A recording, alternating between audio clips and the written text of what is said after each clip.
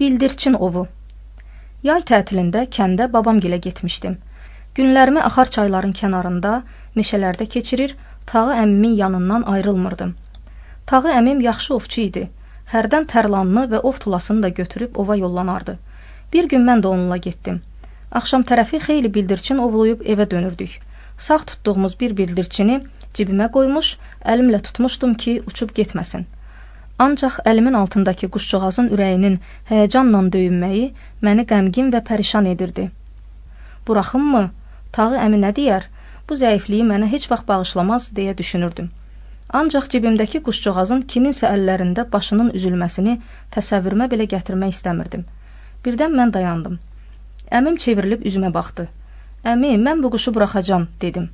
Niyə, Orxan, deyə sual dolu nəzərlərini üzümə dikdi. Çünki o qorxur və yaşamaq istəyir. Eynən bizim kimi. Bu zavallı quşcuğazları nahaq öldürdük.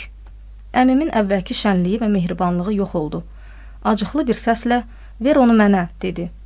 Ancaq bu an quş pırıldayıb əllərimin arasından göyə qalxdı. Əmim təəssüflə başını yırğaladı və sakitcə yoluna davam elədi. O gündən şəhərdəki evimizə dönənə qədər əmim nə üzümə baxdı, nə bir daha ova getdi. Ancaq mən hiss edirdim ki, onun susqunluğu məndən çox özünə qarşıdır.